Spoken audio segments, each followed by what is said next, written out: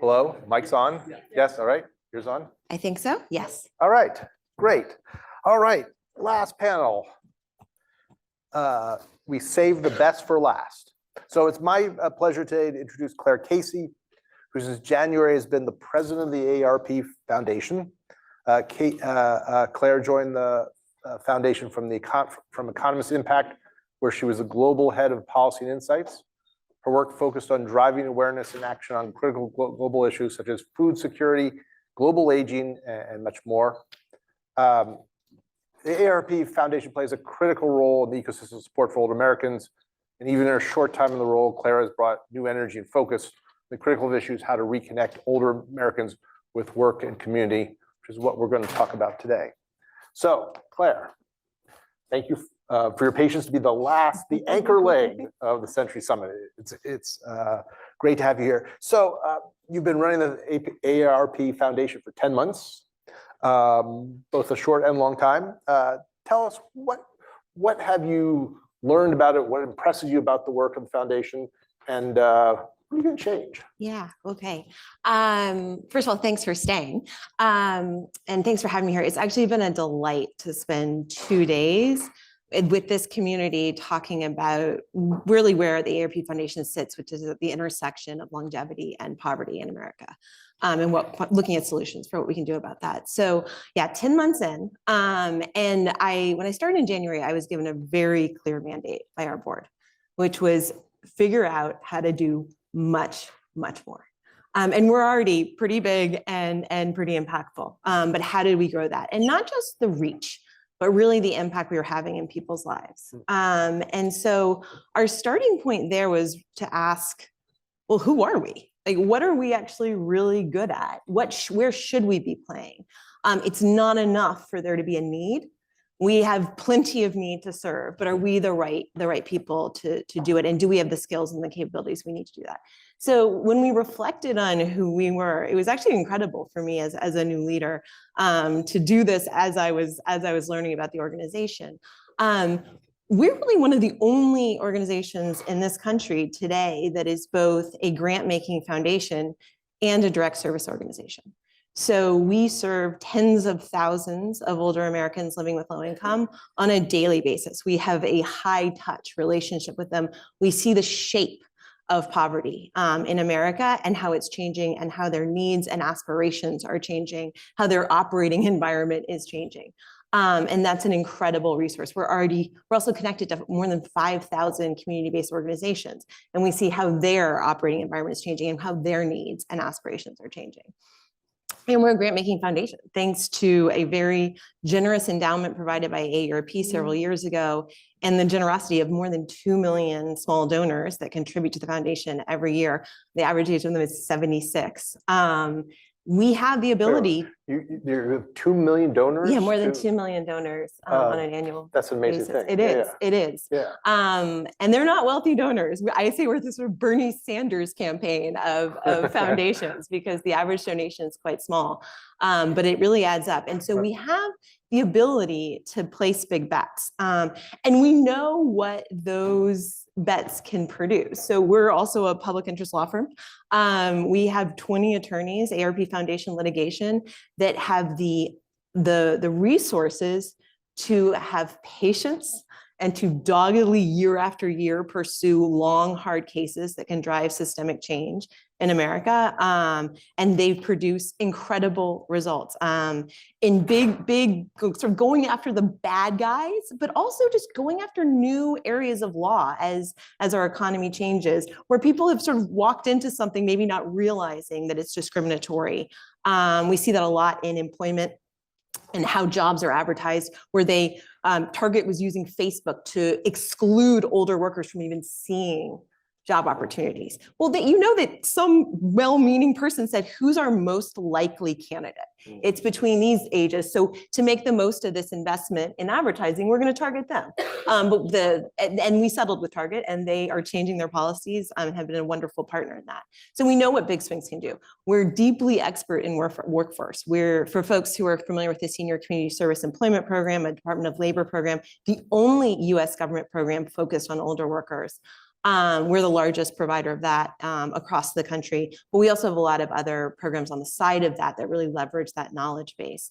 And finally, I think we have this like incredible superpower, which is volunteers. I think we will close this year close to 30,000 volunteers nationwide. They are not showing up for a day. They are making a massive sustained commitment in their work. So we've taken those assets and resources, and we are now looking at our programs and our sort of sizable discretionary spending and saying, how can we take these programs and supersize them, or the ones we should be supersizing? And what we're really investing in and doubling down on is I think a set of capabilities you don't see commonly present in organizations like AARP Foundation, and a lot of charitable organizations, which is applying the sort of basics of business modeling to charitable initiatives. Mm-hmm. So looking at what the financial model is, what the different distribution channels are, how we can use data, financial data about our participants to make the most effective programs. And so that's what we are building as of 2 weeks ago. When we launched that new initiative. So we have a new division of impact analytics that's going to be looking both at the changing face of senior poverty and the effectiveness and financial efficiency of our programs. So I've learned a lot over the last day and a half about senior poverty, both those in retirement, willing or unwilling retirement, and those sort of on the economic edge, and sort of the growing problem of senior poverty.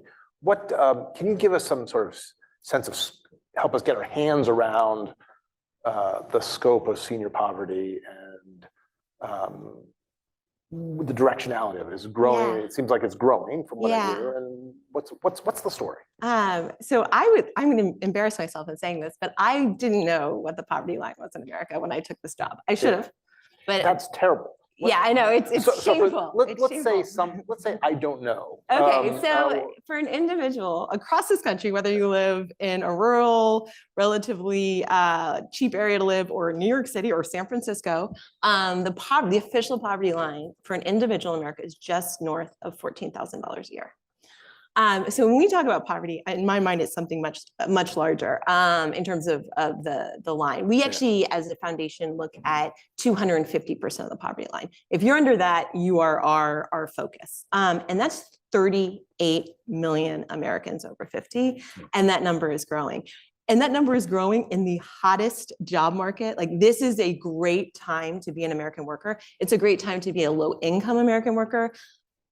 Take-home income for low-income households grew by 4% last year, adjusted for inflation. So that is a real increase in take-home income that did not occur for older adults. Older adult poverty grew. And we see that every day in our programs, the folks that are coming in the door, the statistics and their life stories all line up. We know that older adults are much more likely to be long-term unemployed. That's 27 weeks or more. We know that older adult workforce participation did not bounce back after the pandemic. So while the official poverty rate isn't as high, the official unemployment rate is not as high as the general workforce. If you consider the 2 million older Americans who have left the workforce altogether, it's actually triple. So that's people who've left and given up. Just given up. And we know that lower income workers are more likely to have periods of unemployment in their 50s, this critical time to stay in the workforce. And that's because of losing their job. It's because of caregiving. It's because their job maybe they can still work, but their specific job became too physically arduous for them. It could be a personal health issue. A lot of these things are actually short term, but as we heard earlier on one of the panels, someone talking about their well-educated, high-income, networked friends having a really hard time getting back in the workforce.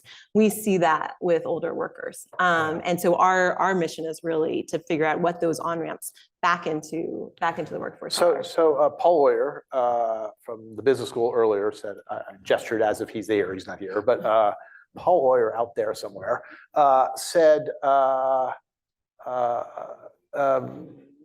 there's going to be the luxury of, I think the quote he was sort of the luxury of ageism in for against older workers is going to go away as the workforce changes. And that sort of passed by, I think, among some other interesting things he said. React to that. Do you think this is that the change in the demographics of the country is going to help older workers? Do you see any evidence of that happening? I would say that when we talk to companies, they are absolutely interested in older workers. But that interest has not yet translated from a conceptual interest driven by labor shortages to creating those pathways back into work. He also said that you can't retrain people, and he is wrong about that. And what we've found is that actually, first of all, not everyone needs to be retrained. Some people just need a structure to find their way back into work, and a cohort of other people. We have a program called Back to Work 50+, and it provides a clear sort of step-by-step process, and it provides a cohort of people to support you and build your confidence back in. Sometimes there is skill training that needs to happen. What's been really interesting about how technology has changed things recently is that we went into the pandemic and we interviewed in person. We left the pandemic and every first interview is online. And that is for jobs that do not require any technological skill. To be a janitor, your first interview may be online. To work at McDonald's, your first interview may be online. And so we actually have a program over the last 2 years. We've trained 24,000 people. We're going to hit 25 by the end of the year on basic digital skills, so they can just take that step, not for the job, but just for the barrier to entry to the job, which is the interview. So there are these smaller interventions that can have a huge impact. So I'm going to come back, and I'm going to say actually, as you know, there's sort of a thing in meetings where in events like this where you wait to the last 5 minutes to ask questions. I think we can handle sort of going back and forth. So if people have questions now, raise your hand, and we'll get to them as we can as we're talking. So I do want to ask you sort of about solutions, but before we do get that, we had a panel. That same panel was on AI, which I think the panel was actually pretty bullish on sort of the impact of or the lack of an impact on overall employment. But as I was listening, I was thinking, gosh, who are the people who are going to have the toughest time? Older workers, people without college education. Those seems to be historically the elevator operator, the farmer. Those are the people who lose out in big technology changes, even if others win. Yeah, I'm not sure that's going to be true in this case. And I think there are going to be a lot of workers who lose out, and I don't think they're going to be the CEOs. I also don't think they're probably at the bigger, or they don't have to necessarily be at the bottom of our economic pyramid. I think there's a lot of people generating sort of low-end content.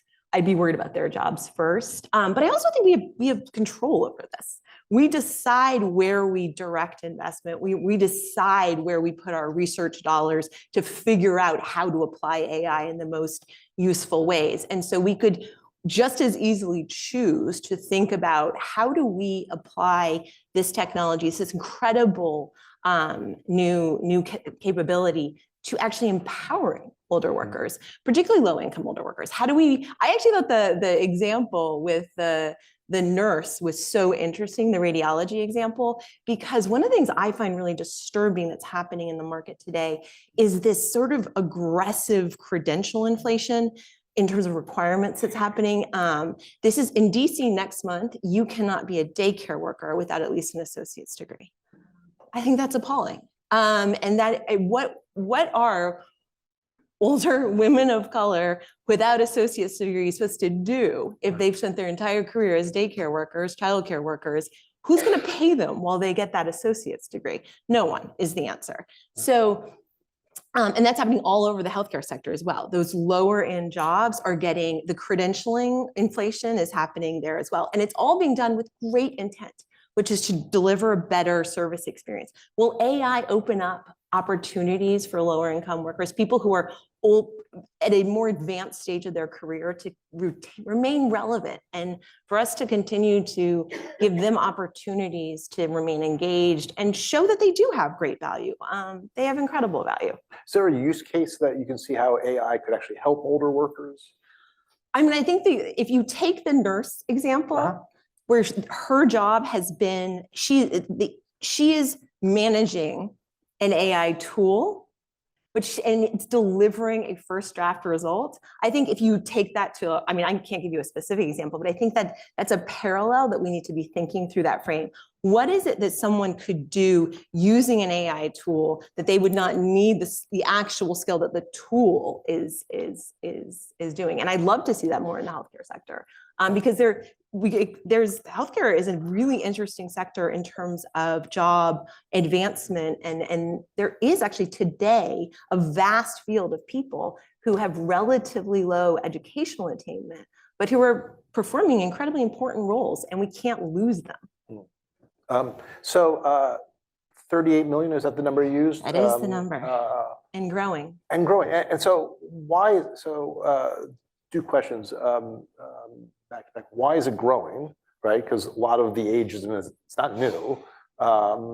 Why is it growing, and what do we do about it? And what are you going to do about it? Yeah, ooh, we're figuring out what we're going to do about it. When we are going to remain and grow our activity in the workforce space. Yeah. I think that when we look at a country where you really have to work till you're 70, and people are getting knocked out of the workforce if they're low-income workers between 50 and 60, that is not an America that's sustainable. Yeah. And so we're looking very seriously at apprenticeship. Only 3% of registered apprentices in America are over the age of 50.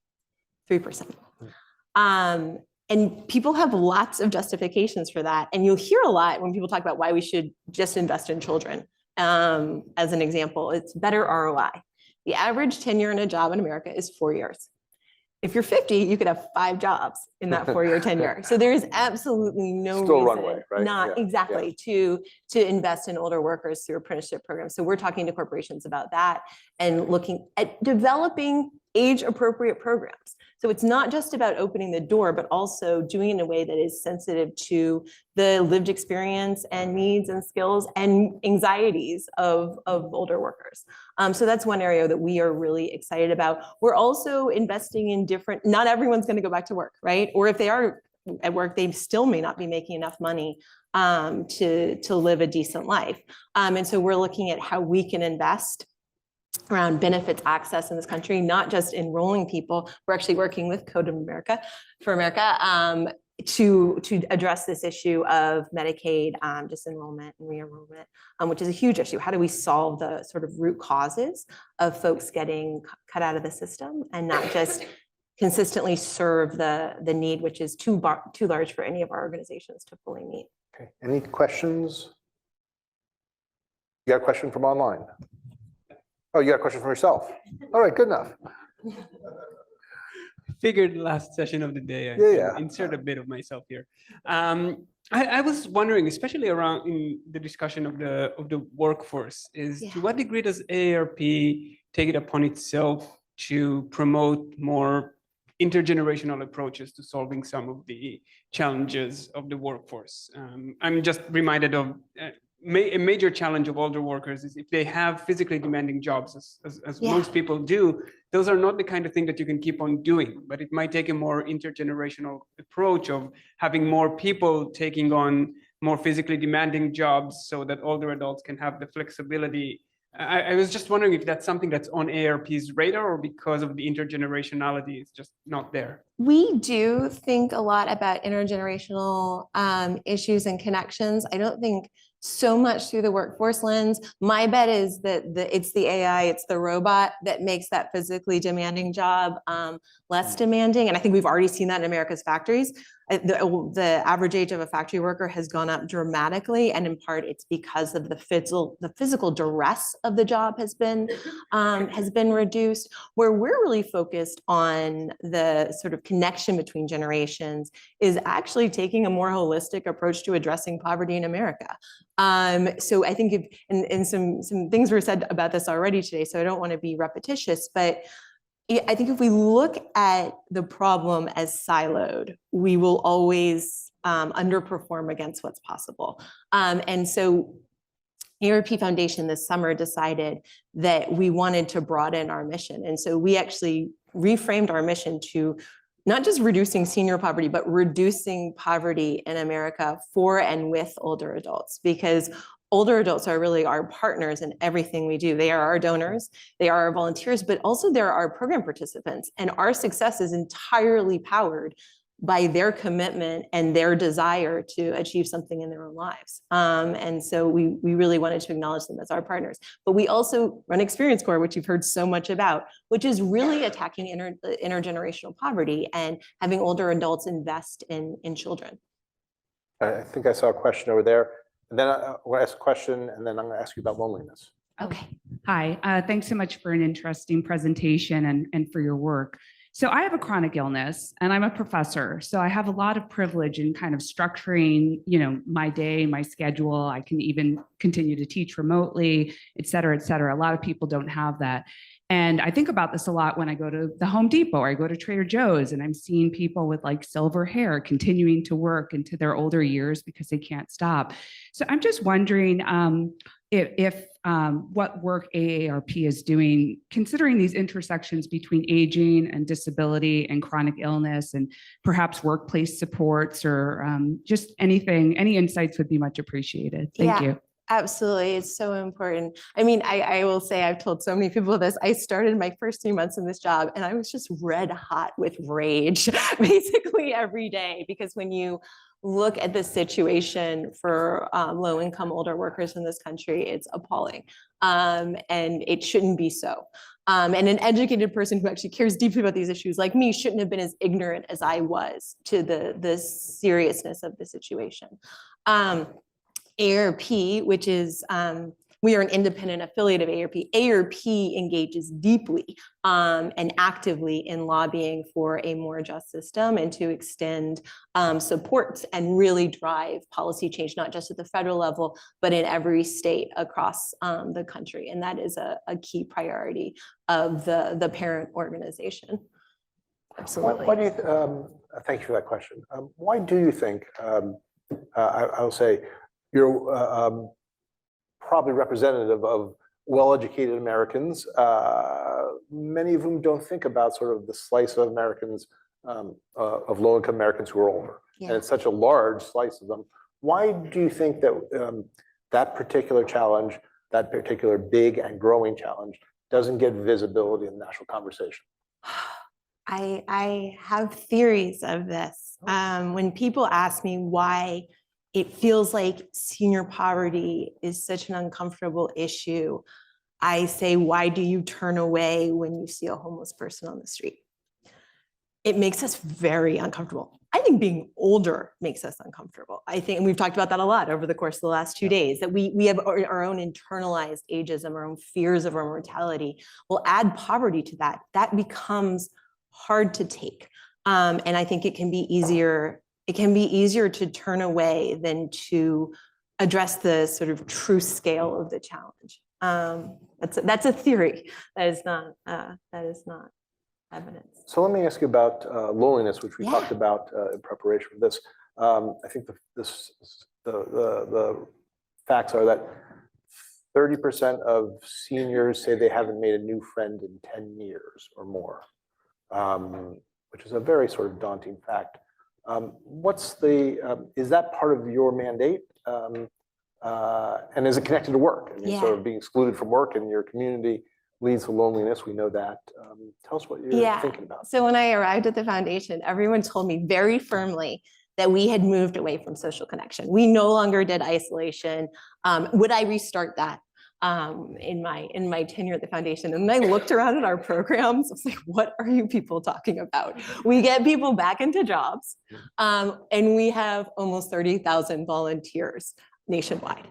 That is social connection. That is community.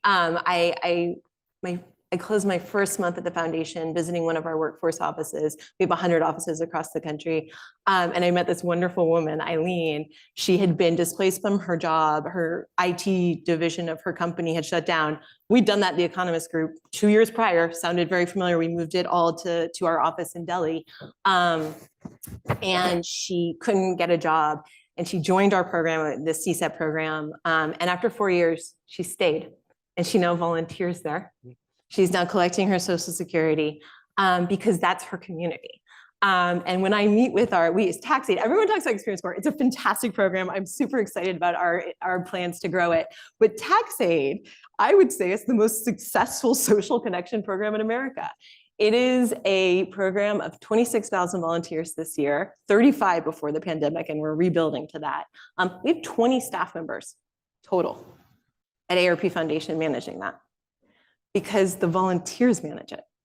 We have a nationwide infrastructure of volunteers managing other volunteers. They have the National Training Council. They have it's the leadership team that's building future leaders to go up in the volunteer infrastructure. It is this extraordinary thing. And when you talk to them about why they're there, some of them really love taxes, but I would say that is the exception. They are there because it gives them purpose and community and joy. And some of them do it I think we did an award given to someone who has now been doing it for 50 years. She is over 100, and she shows up and recertifies every year and is continuing to, and it's just, those are the stories that make you realize the power of volunteerism, but not showing up once a month at your soup kitchen, going in, doing the thing, feeling good about, I did something nice, and walking home, and then still being lonely and not having anyone to call, but sustained engagement. I was on a panel with Dr. Linda Fried, who started Experience Corps a few weeks ago, and she said something that really sort of opened my mind to what we were doing, which is that lonely people don't want to be around lonely people. So what can you do to draw them into something that gets them excited and gives them purpose and gives them community? So we're out of time, but I do want to ask you one last question. So you said something about expanding your plans to expand Experience Corps. Yeah. I feel like that's news. Yesterday, I think Ken Dykewald said there's going to be 3.7 trillion hours of idle time. I don't know what that means, but it sounds like a lot of availability and maybe interest in the important work of Experience Corps. Yeah. What are you going to do? Yeah. So this is the Experience Corps question gets to the sort of core of, I think, why a lot of charitable endeavors and grant making endeavors are sort of unable to grow beyond a certain scale, which is there's a model of developing a program and then finding people in the market to implement that program for you. That's very, very expensive. There's another model, which Experience Corps has had great success with in Arizona, which is finding the people who already have an interest in your objective, and you're actually giving them a tool that has value to them. So in Tempe, Arizona, Experience Corps is funded by Tempe. It is supported by the mayor. We provide all the intellectual capital. We provide all the materials, the models, the marketing material, everything that is of value to them to have this program working in their schools, but they manage the coordination. They manage the really hard part locally. So the mayor of Mesa saw that and said, wait, I want that in my school system because I want my kids at grade level reading. I want to be offering social engagement opportunities to my senior community. And so we're looking to see how we can replicate that across the country with mayors who are facing both the need to improve educational outcomes, which is huge kind of kitchen table or dinner table issue, and the question of how do we address loneliness among our older population. So this is a franchise model. This is, well, it already is sort of a franchise model, but it's doubling down on it. All right, awesome. Yeah. Claire, thank you for coming. Really enjoyed this conversation and being part of the Century Summit. Thank you.